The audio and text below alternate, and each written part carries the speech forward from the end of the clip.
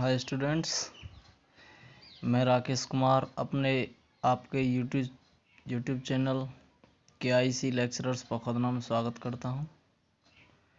आपका कंसेप्ट चल रहा था वेक्टर अलजेब्रा। वेक्टर अलजेब्रा में हम चैप्टर जो 10वां है उसके बारे में इंट्रोडक्शन करा रहे थे। तो उसमें कुछ डेफिनेशन मैंने पिछले लेक्चर में बताई थी, उसकी एक और डेफिनेशन लेकर के आया हूँ, स्थिति सदिश। स्थिति सदिश को इंग्लिश में पोजीशन वेक्टर कहते हैं। कई जगह यूज होगा, इसमें बहुत ही इंपॉर्टेंट है अपने आप में ये। तो स्थिति सदिश की डेफिनेशन है क्या?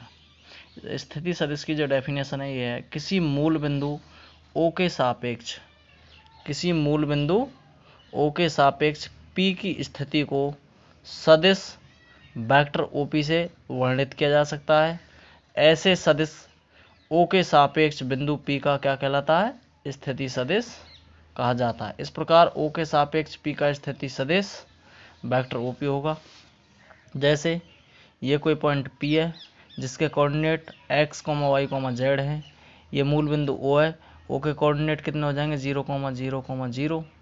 तो O के सापेक्ष P का स्थिति सदिश वेक्टर OP हो जाएगा। इसे हम वेक्टर OP बराबर वेक्टर R भी कह सकते हैं। तो P का O के सापेक्ष स्थिति सदिश क्या हो जाएगा? Vector OP।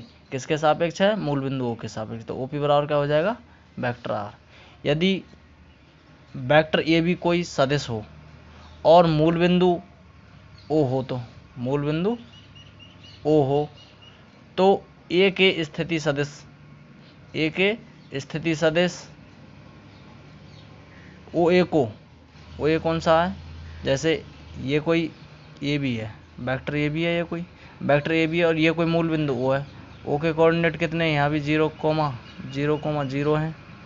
तो O के सापेक्ष A का स्थिति सदिश वेक्टर A होगा, जिसे हम वेक्टर A या केवल A भी कह सकते हैं। ये क्या हो जाएगा? ये इसका फिर प्रमाण हो जाएगा।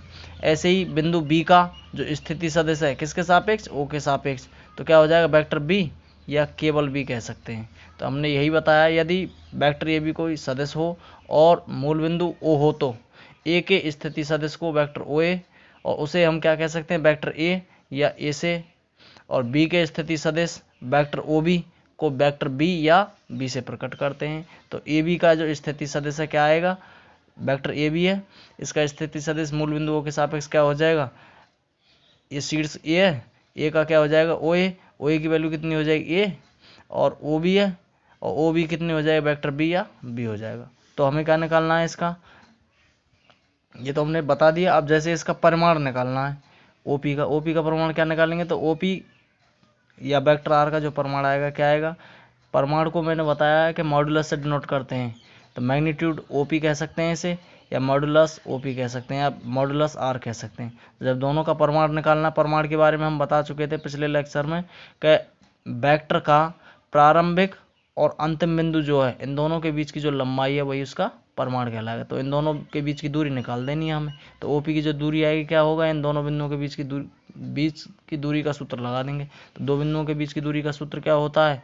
जानते हैं, √x2 - x1 का स्क्वायर प्लस y2 - y1 का स्क्वायर प्लस z2 - z1 का स्क्वायर। तो मॉडुलस OP बराबर क्या हो जाएगा? अंडर ये x2 का काम करेगा x, और ये जो 0 ये x1 का काम करेगा, तो x - 0 का स्क्वायर। यहाँ y2 - y1, y2 का काम ये करेगा और y1 का काम ये करेगा। तो y2 - y1 का स्क्वायर मतलब y - 0 का स्क्वायर। इसी प्रकार z - 0 का स्क्वायर।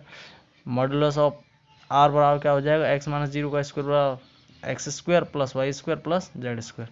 यही क्या आएगा? इसका परिमाण आएगा। और अगला कंसेप्ट अगली वीडियो में बताएंगे।